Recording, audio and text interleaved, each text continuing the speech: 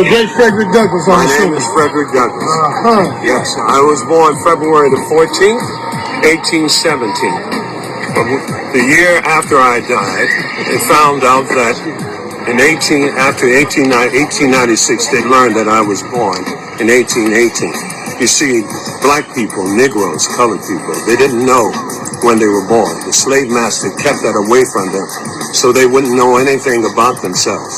But out of all of that, I'm proud to say that I authored several books.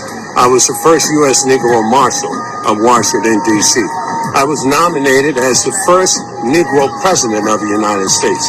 I was also nominated as the first Negro Vice President of the United States. This is what they don't tell us in the history classes. Indeed, sir. So that keeps the division going. Yes, it does. It does. It's not done by accident. It's done intentionally. Yes.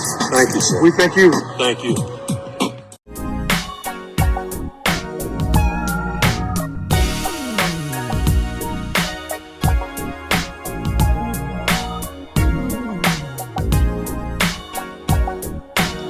I'm here at the Frederick Douglass house where he lived here in Washington, D.C. Now, as you've seen the video I put together concerning John Brown, Frederick was one of the ones, along with Harry Tubman and others, who tried to tell John it's not the time yet. You have a great idea. You have a wonderful heart, a God-given spirit even, to do what's right when it comes to humanity. He hated slavery. He hated the institution to the point of death. But Frederick, he understood that it just might not be the moment. But Frederick also knew that some plant seeds, others water, but the Creator gives the increase. And that increase came 18 months later after John Brown had left this planet. After John Brown and his sons said we will give our all and be martyrs for the sake of freeing African enslaved people on this land. He was a true Christian, a true Calvinist that you would hope someone would return to today concerning being allies of good versus evil. Having the good outdo the evil.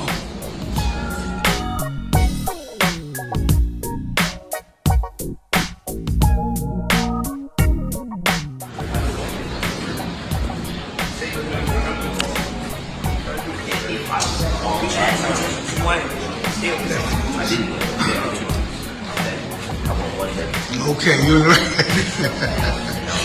in the right place to learn your history. This is all about your future. Like my kids and grandkids, your future. Because what's happening? They're trying to take us back to Jim Crow. Right now, that's all group one. So, Remember that? So you should all you know about Frederick Douglass? What you know about Frederick Douglass? You'll learn a lot today. What you know about Frederick Douglass? I knew he wrote for the North Star news article. He was very famous for that. He was an abolitionist. He fought to end slavery. And he didn't, I don't think he saw it in his lifetime. But I know his kids, I think his kids also helped fight for slavery. And he was a very known person. Very good. Very good. Very good. What do you know about Frederick Douglass? Okay, but you'll learn a lot today. That's the key. I know you know a lot. You're reading a lot. You on your phone. You read a lot. So I know you know a lot about Fred. Yeah, born a slave, born in the North. Yeah, I wrote a book with some dude. Forgot his name, but they didn't agree with it, and so they ended up splitting apart. He wrote his own book because they wanted to hear from him because he was a black person. That's as much as I know. You know, he informed John Brown concerning the beginning of the slave revolts. You know that, right? He said to John Brown, slow down. 18 months later, the Civil War. But John Brown up in Harper's Ferry, if you ever get a chance to go there, go there. Where he and his family, his sons, everybody attacked the army. So no, we are hating slavery to death. Okay? You are in a very important place today. because it's all about y'all's future. Because they're trying to take us back to the Jim Crow days. Do you know about the Jim Crow days? Huh?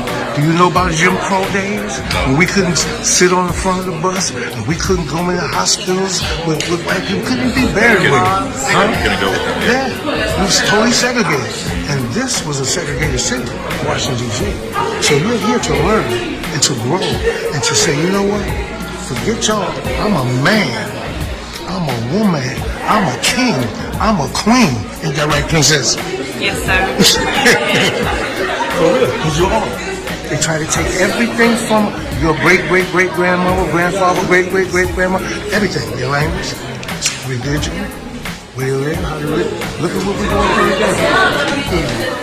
So, fight the good fight of faith and believe that you can make a change. You believe it? I believe it. I believe it. I believe. You want to accept my lessons? I believe. You all right, man? I believe it. How much you believe? 100%. I just don't believe it. I know it. There you go. That's what I'm talking about, nephew. That's what I'm talking about, nephew. I'm sure you can hear me breathing a little bit. Because I just walked up, seemed like 1,000 steps here. But I walked up because it's very important.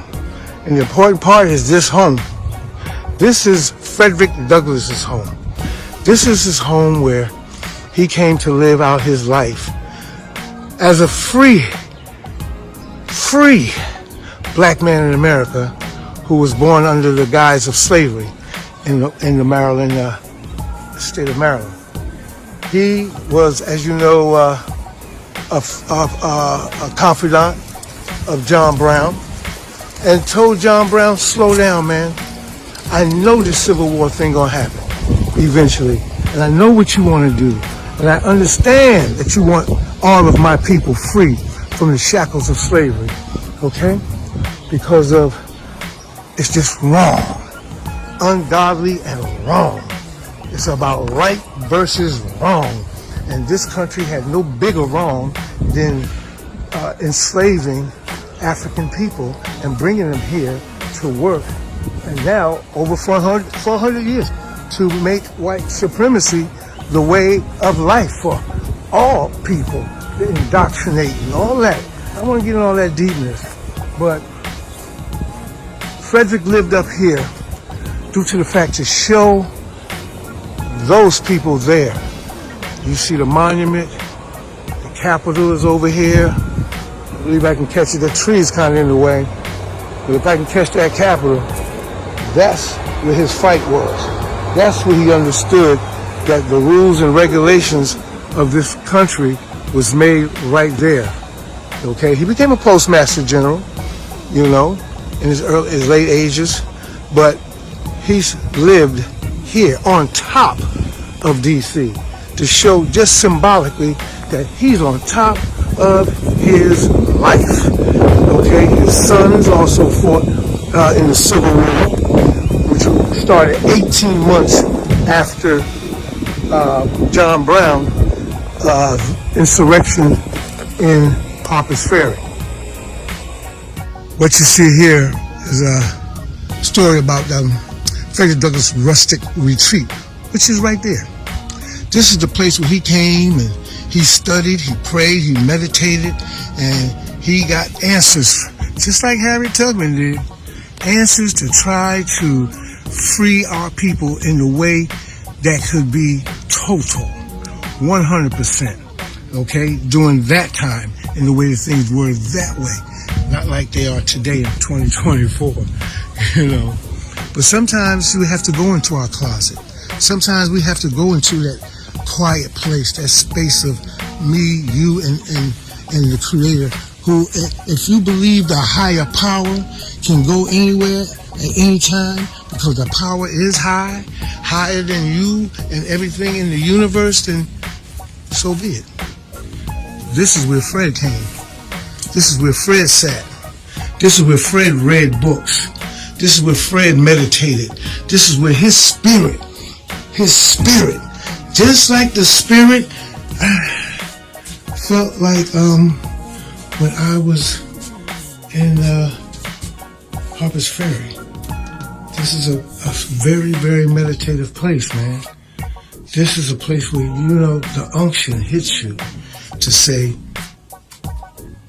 like he told that young boy, Fred told that young man, he said, Mr. Douglas, you're about to pass away.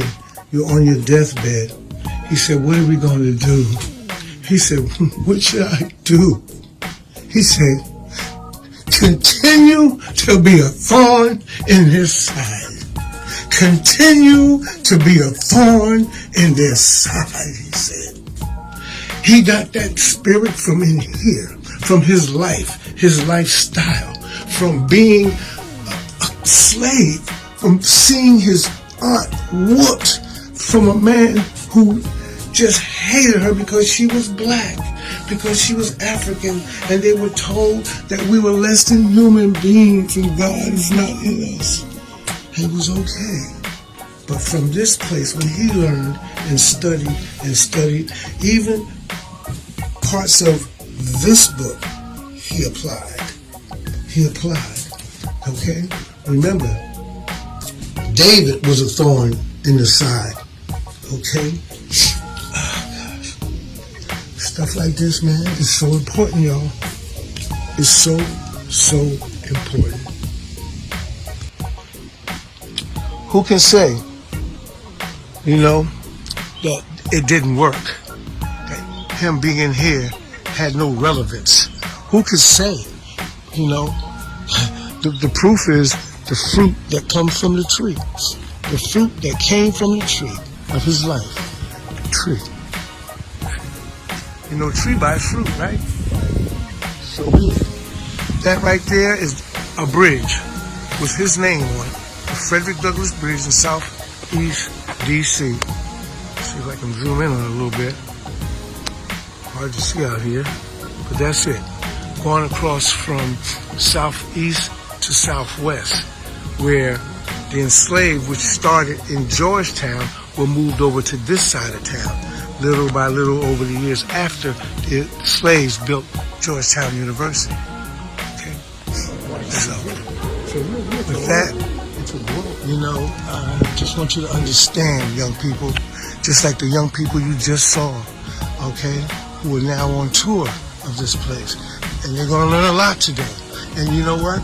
I don't care what school you go to. I don't care what city you live in. Please, please, please try to make it to places that connects the dots of life, of your life as an African American, as your parents and grandparents' life. And it will help you to understand why you are the way you are, good, bad, or indifferent. It can help you to understand. It can open doors to see that, I got some things because of what has been indoctrinated in me and my forefathers and foremothers, But now it's time for freedom. It's time to cast off all that evil, all that negativity, and engrave goodness and love and positivity, because if you don't, where are you going to end up? Ask yourself, where am I going to end up if I don't do the right thing? Am I going to be with Fred and them? Or am I going to be with Nixon and them? Oops, did I say that? I'm not nobody's judge, but I do know a tree by the fruit. Okay? And those who are warmongers, okay, and take innocent blood, no matter the color of the person, innocent blood, okay? Read the book for yourself, baby. And with that, and I know Fred would agree, he would say loud and clear, if at all possible, be at peace with all men, so you can walk in the door of righteousness.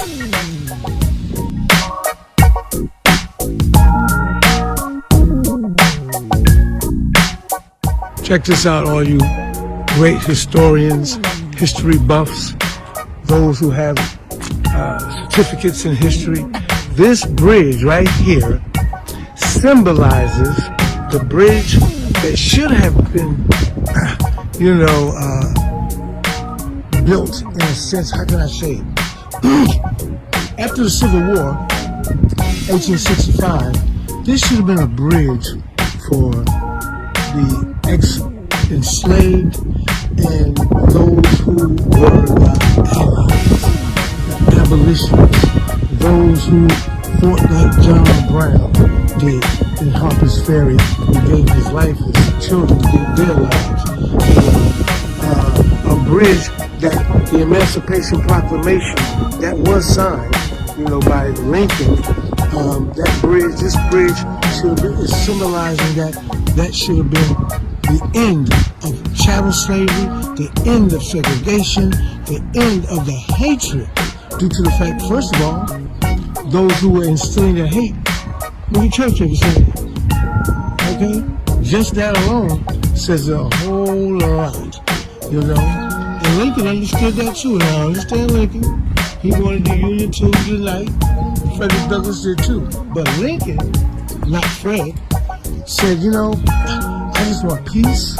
You hear that a lot today. And I want the union. I just want the country to be, even if some of it states have to be slaves and some free. You're working against yourself as being kind of like, this here is the Lincoln, this is Fort Lincoln, okay? But this is one of the high places too that was built, okay? All of this land really was an African American brother who stole the plane for that shit. And he was flying, that was his private plane. Different story, another story. But Fort Lincoln in D.C., if you come, you'll see all the beautiful homes. But when these were built after the ones he had initially, which were very nice, had school up here, tennis courts, track, football field, all of that this brother built after the riots. A city within the city, he said. There were a whole lot of people that not agree, but it's still here. Even though he's gone, his legacy. And he understood that Lincoln wanted what Frederick Douglass wanted too. A part of him wanted the freedom. A part of him wanted peace. A part of him wanted to not have war. We want that too. Okay? So he built that in his honor for at least writing up the Emancipation Proclamation and getting the senators and congressmen to sign off on it so that they don't look so hypocritical. Now going across this bridge, I truly pray that our children and our grandchildren, and those kids you just saw a minute ago at Frederick Douglass, cross a bridge like this to bring forth, those who are not really educated when it comes to humanity, when it comes to being what they call themselves peaceful, okay, and loving. Some just never was taught, because when you're a baby, guess what? You're not born a racist. You're not born a hater. You're not born with malice in your heart. You're born with love and care, and let's play in the sandbox. And we should learn from those children, those kindergarten type principles, even as we get older and older before we meet our maker. Right here was the elementary school. I don't know what happened to it, but I am devastated that school is not there. And it has a swimming pool back there in the back of it, right there. It's gone. Can't see all the, because it's folded on the land.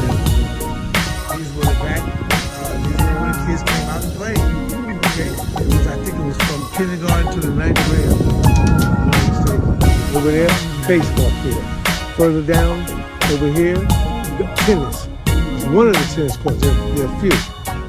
Okay, because of the Emancipation Proclamation, this was his way of saying we are free to be who we want to be and educate how we should educate. We have lovely places to come out and sit and meditate, bring our families, and not have to worry about being harassed or have to worry about, our children being, like these two brothers right here. They're men who are taking care of their children. Okay? Work at night.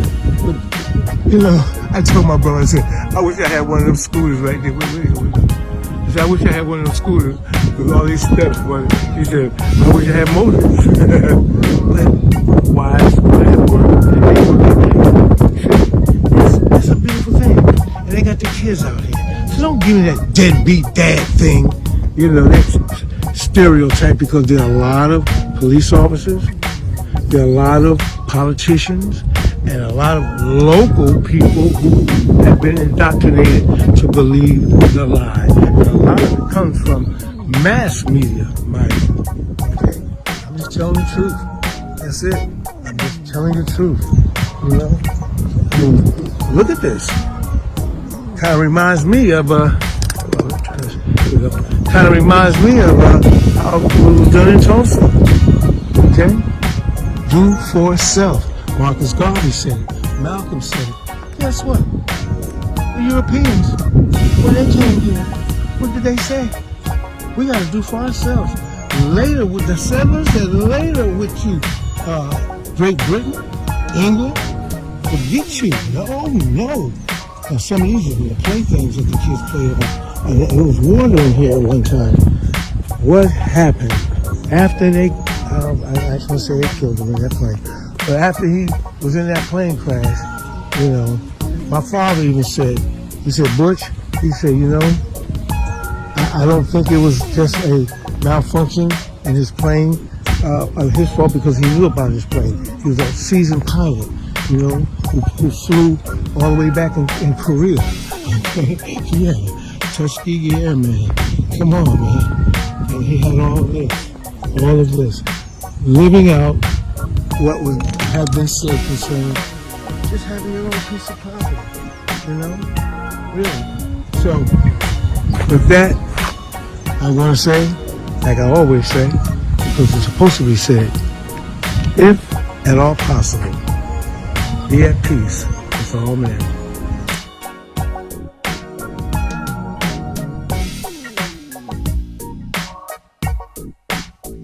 Wow, this has been an extraordinary move, to tell you the truth, because I feel the spirit of the things that I'm talking about. I feel the spirit of those who have been there way before me and who wanted to have this peace, love, and happiness and equality. Because on paper it says equal justice under the law. On paper it says, liberty and justice for all. On paper, just like Dr. King said, somewhere I read, he said it. We have a right to protest for rights. Somewhere I read, where did he read that? The Constitution. And now you have an element that wants to get rid of that Constitution and a little bit of rights, a little bit of democracy that's in America. We are taken for granted in a sense, because in some places they're very loving and peaceful. I've been there. Some people's homes I've been loving, working well, doing very good in this industry called media and others, and just want to live just like they great-great-great-grandparents wanted to live, in peace. So, like I said, if at all possible, and I'm hoping it's totally going to be possible, especially after this election coming up, and we can live, moderately at least, and take care of our children like the brother over there, they're doing today, because they got to go to work at night tonight, okay? And, yeah. So, God bless each and every one. I hope you like what I've done. And if at all possible, be at peace with all men.